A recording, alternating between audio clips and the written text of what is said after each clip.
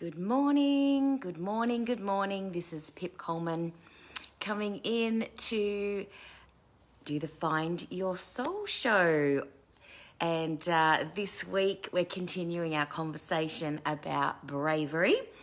And so, as you'll notice in the topic information, I have made this topic this week, bravery around health.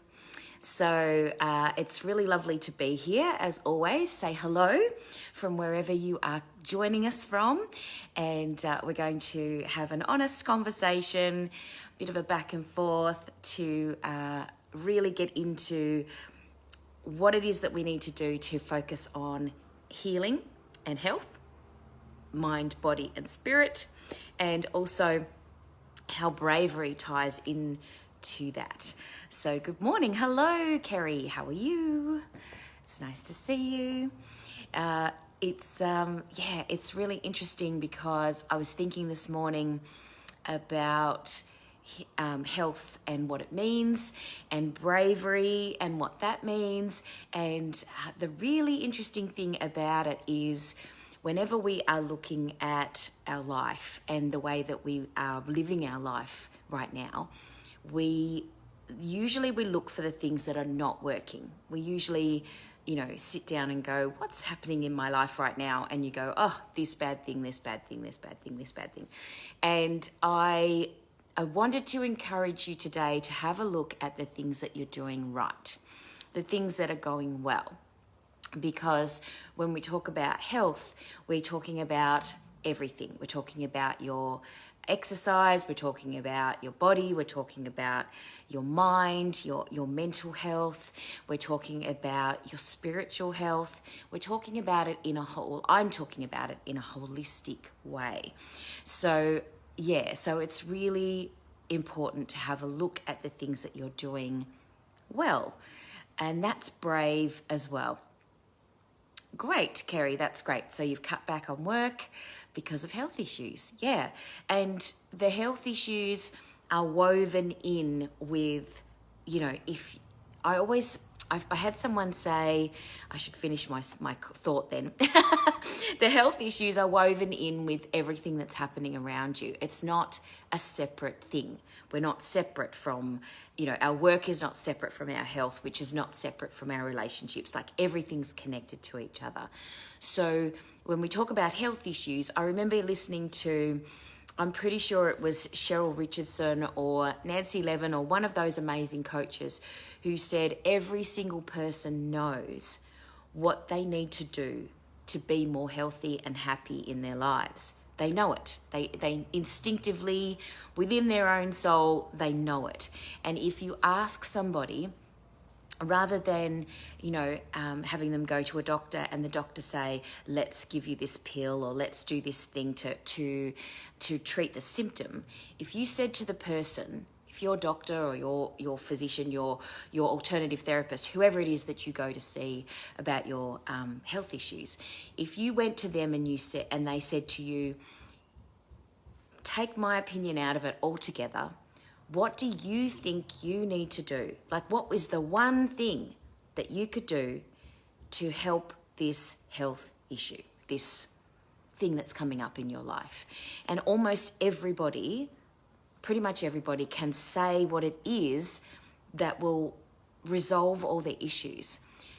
And it might be leaving work, changing their relationship, doing something different in terms of their family, taking more time for themselves. Most people can answer that question. If you say, what is it that the one thing that would really shift this for you, what is it? And they will say what it is, and then they'll say, but I can't do that because, and they'll have all these reasons why they can't do it. And those are the things we need to work on. That's the bit where we need to be brave. That's the bit, because you know what it is that you need to do. Like, Kerry saying that she cut back her work hours because of health issues. She knew that probably for a long time, right, Kerry? We know these things for a long time. She probably knew that that's what she needed to do. But it was it had to get to a certain point, a tipping point, as I call it.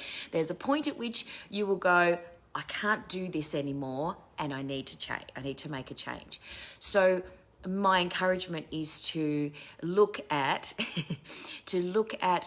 what it is that if you were to ask that question to yourself, what is it that I need to do? And then look at the steps that you can take to move safely for yourself and courageously towards the goal of feeling better in your life, and looking at the things that you would rather have instead of the things that are not working. We obviously have to be brave to look at the things that are not working. But it is interesting when we check in with ourselves and go, really, what is it that's really happening here? Next week, we're going to talk a little bit about relationships within the theme of bravery, and that's a big one too, because obviously there's things that we need to address in terms of the other person. When it comes to work, when it comes to health, we're talking about ourselves. We're talking about what it is, particularly with health. We're talking about us. And if you're not prioritizing yourself first, then you are not coming from that space of being brave. Because if you're looking at other people and going, I need to make sure everybody else is okay before me, that's comfort.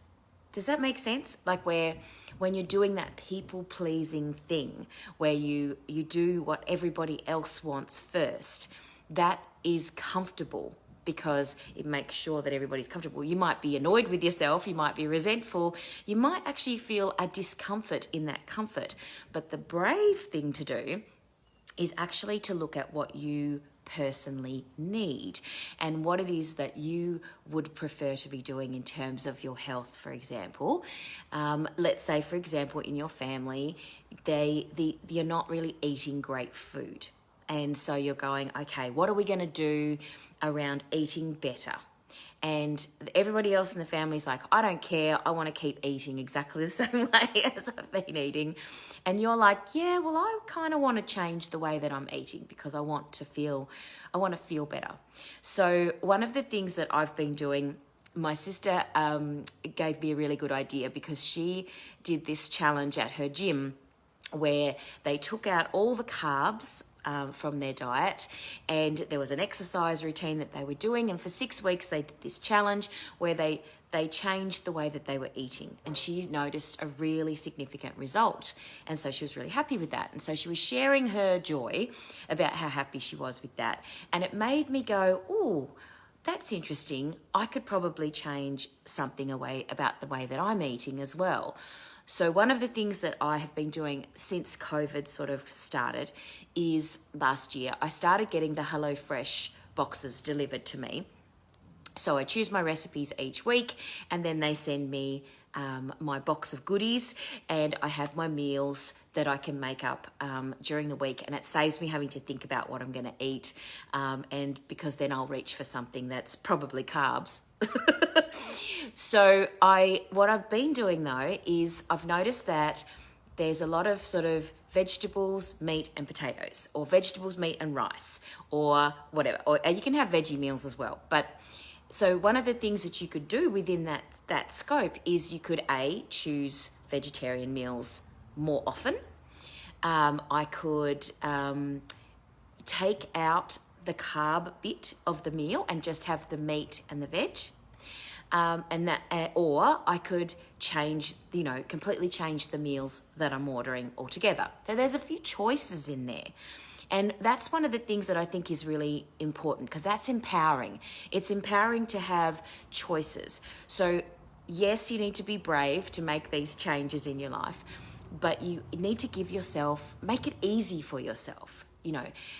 Don't do some crazy crash diet that's going to be really, really hard and make your life really, really hard. Let's move in the direction with love and joy and so forth. So what I've decided to do was when I pick the meals that I want to have for the week, and then when they come, I have either taken out the carb section. So if it's meat, veg and potato, for example, I just remove the potato section, and it's amazing. I've actually been satisfied and feel much better in my body when I just have the meat and veg and not the potato bit, or just have the meat and the veg and not the rice bit, for example.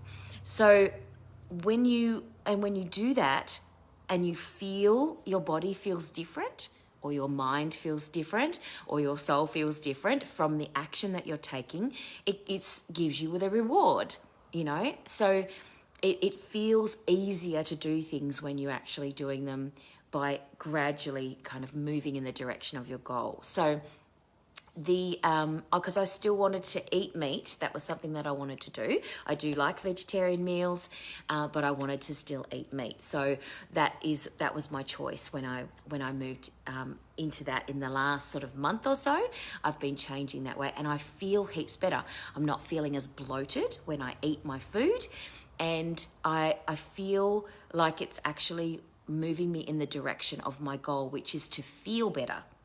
Now, if weight loss or, dissolving of weight, as Louise Haye would say, if weight loss happens as a result of that too, that's fabulous, because that is also something that's been on my mind. And a lot of people have been, throughout the last year, because we haven't been able to do as much in terms of our activity, or some of us have chosen not to because we're inside. We've been maybe in lockdown, some particularly in Victoria. So some of us have chosen to eat instead of exercise, even though I suppose we could have exercised inside our house. But a stress reaction to being in these anxious sort of state, this anxious state that we've been in, is to seek comfort. So it's okay, is what I'm saying. You need to forgive yourself if you have, put on some weight over the last year. That's okay. And then we need to move into the things that will make us feel better in a healthier way, and be brave in doing that.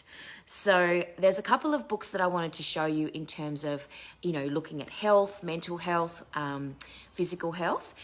One of them, which is amazing, is Women's Bodies, Women's Wisdom by Christiane Northrup. I'm not sure if you can see that. It looks like it's back to front to me, but this book is amazing because it has every single thing that women have issues with in their body, all of the stuff. And then this particular Dr. Christiane Northrup is an ex-gynecologist doctor, and she is coming from a holistic perspective. So she talks about what to eat, what supplements to take, what meditations to do, what activities to do to work on whatever health issues you have coming up in your life. So she talks about it from a medical perspective in terms of this is what's happening in your body, and then she gives you some amazing tips and tools on how to shift that in a holistic way. She's amazing. Christiane Northrup. Dr. Christiane Northrup. Incredible.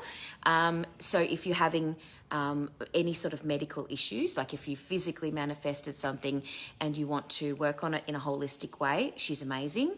I used some of her tips a few years ago when I wanted to work on a particular health issue, and now I'm taking some different supplements than what I would have thought to take because of her recommendations. And I went to a naturopath as well as a medical holistic doctor here in the Basque Coast so that I could actually use the information that I had and treat the issues that were coming up for me in a holistic way, rather than going to a traditional medical doctor, someone who's just medicine, because I wanted to do it in a different way. I wanted to do it in a holistic way. That's a great book. The other one that I wanted to show you and that I've been reading recently is the Life Loves You book by Robert Holden and Louise Haye. Amazing book. Beautiful. 7 principles to heal your life. Gorgeous. And Robert Holden did interviews with Louise Haye before she passed away about her different spiritual practices, all around the topic of life loves you and coming back to that place of being loving to yourself. So they talk about the mirror principle, practicing how to do self-love, affirming your life, obviously, the affirmations, following your joy, forgiving the past, that's a big one, being grateful now, learning to receive, and healing the future. So those are the 7 principles that they talk about. And it's amazing, and I love it. I will be doing some affirmations with you today around healing and health at the end, and you can tap on those if you would like to. So, and the other book that I really like too, which is also a Louise Haye book, it's Louise Haye and Cheryl Richardson's book, which is You Can Create an Exceptional Life. And that's where I'm getting the affirmations today for our healing and working on being brave as we step into our healing process that we might be wanting to do, whatever that is. So one of the things that's come up in the last year is obviously mental health. Mental health has been a big issue over the last year because of the lockdowns that have been going on. And so your physical health might be an issue too, but one of the things that a lot of people have noticed is that they've been feeling more anxious, more frustrated, perhaps angry. There's been a lot of emotions that have been coming up, depression, things like that have been, perhaps they've been sort of, bubbling under the surface for a while, and you've not necessarily been addressing them. And then because of the lockdown and we're being forced into a particular situation that not everybody enjoyed, most people didn't enjoy it, I don't think, although some people said they liked staying at home and that's okay, that's great. So if you haven't found a way through that, if you haven't been able to find things to soothe you, if you haven't been able to find a creative outlet or something like yoga or meditation or something that help to soothe those feelings, if you haven't been able to find a good counsellor or a good coach during that time, if you're still feeling, now that we're out of lockdown, you might be having other mental health issues like fear of going outside and interacting with other people, which is a big one. A lot of people that I talk to have said that they feel like they're afraid to go out and interact with other people now because we've been told for a year that we need to be fearful and worried about other people and whether they're going to give us the virus. I understand, Jody. It's definitely interesting to note that some people struggled in lockdown and some people are really struggling as we come out of lockdown. So it makes perfect sense that's the way that we would be feeling, because we're getting some mixed messages there. We're being told to go out and interact with each other, but then we're also being told, be careful. It's a really confusing, it's confusing for people. And that's where we need to come back to our center. We need to come back to our self-care and do even more self-care. And I remember tapping into my angels, my guides, and because I was feeling very anxious during lockdown, more sensitive than I have ever felt before. And because I do tend to feel the energies of people around me because of the work that I do. And so it makes perfect sense that we would need to do more self-care. So my guides, my angels, my higher self said, you need to do even more self-care. Like this feeling that you're having is an indication that you need to do even more. Give yourself even more love. Be even more kind to yourself. Be even more loving. We are usually, when we're feeling not good, it's because we're being really, really hard on ourselves. We're being really, really tough. Our thoughts might be, maybe we're overthinking, maybe we're, getting into that spiral of fear, and so we are making, our life feel like it's really bad. So we need to do even more self-care. So be mindful that being brave around your health is also acknowledging when you're not doing things that serve you, when you're not being loving to yourself, when you're not being kind to yourself, when you're doing things that make you feel even worse, irrespective of what anyone else is doing to you. If you're doing all these things to yourself, then it's really important to start asking better questions. Start looking for things to make yourself feel good. And yeah, Kerry, that I understand if you're just sort of starting to get back into it now, into going out other than work, that totally makes sense. It's understandable. So the key, I guess, is to make sure that you're looking at what you can do to make yourself feel better, and taking steps towards making yourself feel better. And each time you do that, you will feel even better. So the more you feel better, the more you feel better. So it's amazing how that works. And one of the things that I did was I went back to an acupuncturist, because I tried all of my other tools and they were sort of working, they were sort of helping. And one of the things that I decided was, what's really worked in the past is acupuncture. And so I went to see the acupuncturist, and I was telling her how I was feeling, anxious. And she said, okay, let's do this with the acupuncture, and then maybe we can try some Chinese herbs as well. And I said, oh yes, I've done that in the past too, but I hadn't tried it in a long time. So we started to do every week I went to see her, and because we were able to, because of the allied health professionals were still able to work, thank goodness. And don't we wish that was more available to everybody? That's important, really important. So we went through the process, and at a certain point, we also realised that I needed to work on some other issues. And so that was really interesting, because had I not gone to the acupuncturist and started to do that self-care, I wouldn't have realised that there was actually another underlying issue that needed to be worked on. So once we peeled the onion a little bit, and I was brave and went to do something that I hadn't looked at for a while, it actually really, really paid off. And I'm still seeing her on a weekly basis. Whether I feel really good or not, I'm still going, because I've realised that it's really important when I'm giving so much in my life, particularly with my job and my work. I'm giving all the time. I need to make sure that I balance that out with receiving. So that's really important to look at as well. So I hope that makes sense to you. And feel free to share. It's really important to give me some things that you're doing for yourself that are good. That's what I'd like to ask you to do today, is to write in the comments underneath, what are you doing that makes you feel good? And how can you do more of those things?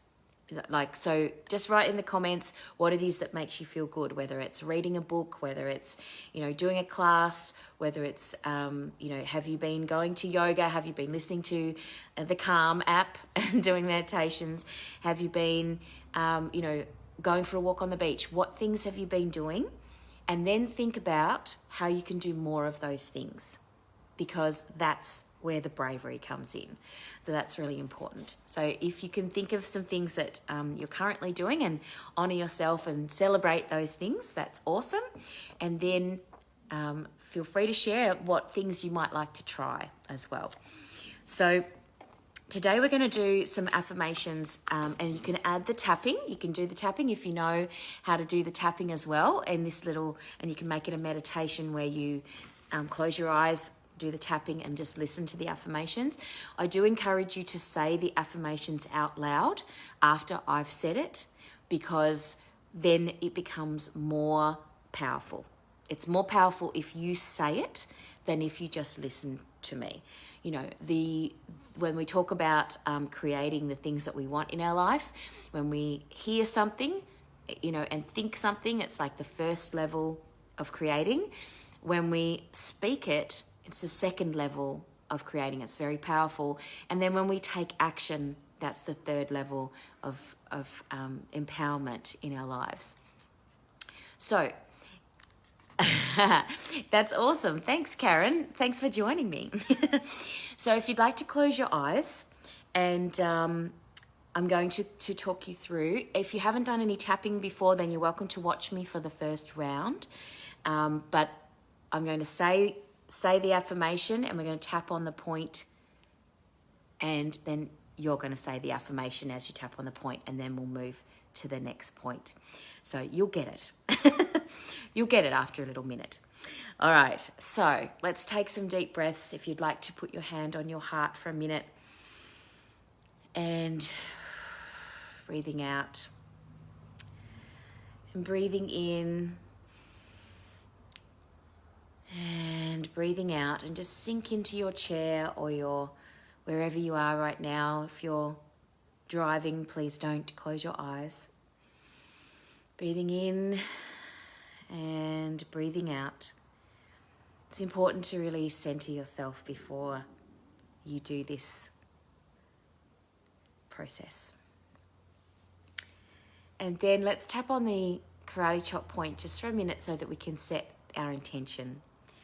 So even though I haven't been supporting my health and loving my body as much as I'd like to,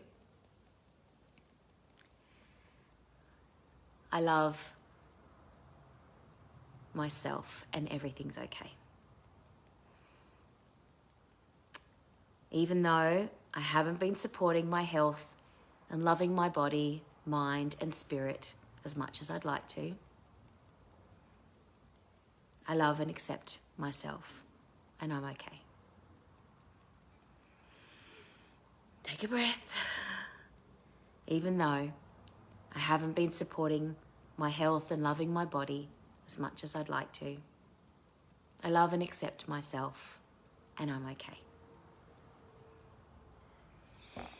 And tapping on the eyebrow point, gently, repeating after me. This is comfortable and easy.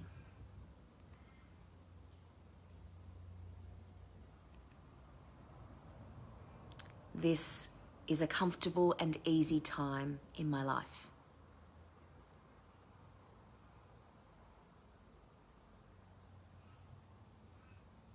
I am pleasantly surprised by how easily my body adapts to changes.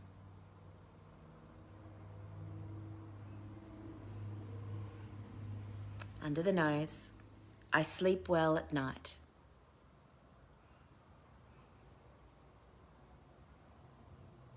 Under the chin, my body is such a good friend.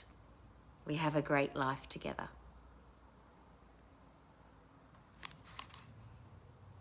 Collarbone, I listen to my body's messages and take appropriate action.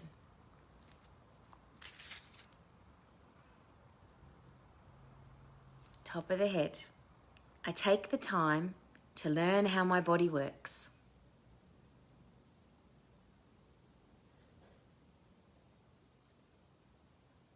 Eyebrow, I take the time to learn what my body needs to be in optimal health.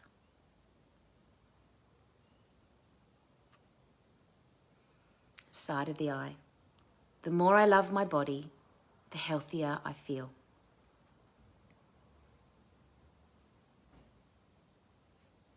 Under the eye, hi body, thank you for being so healthy.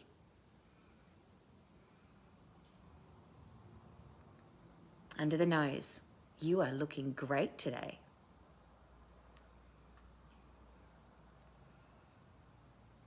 Chin, it's my joy to love you to perfect health. Collarbone, you have the most beautiful eyes.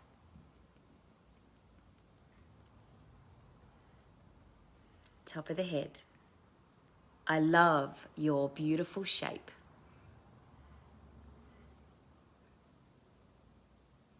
Eyebrow, I love every inch of you.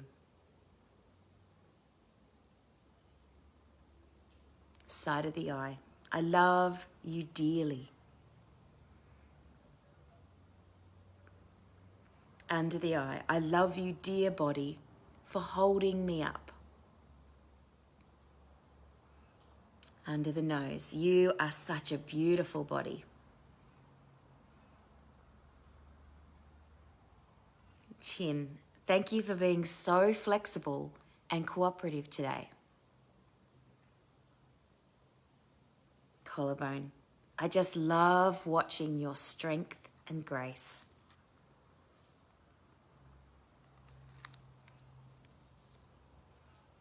Top of the head. The more I love my body, the healthier I feel.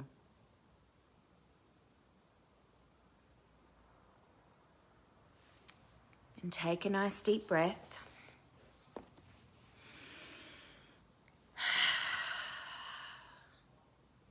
And just sit with that feeling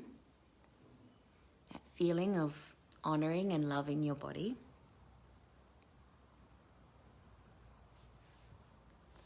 And know that you can listen back to this replay, video playing, whenever you like. And you can do that process over and over and over if you need to. Just for fun. So when you're ready, coming back into the room, opening your eyes, let me know how you're feeling. And it's always good to have you join me. Those affirmations that I just did came from the beautiful You Can Create an Exceptional Life book by Louise, Haye and Cheryl Richardson, two of my favourite people. And that's great. I'm glad that you're feeling good, Kerry. That's awesome. So take good care of yourselves this week. Next week, we're going to be talking about being brave in regards to our relationships. So I look forward to seeing you then. And until then, keep tapping, keep loving yourself. And I will see you on the Find Your Soul show next week. This is Pip Coleman. Bye for now.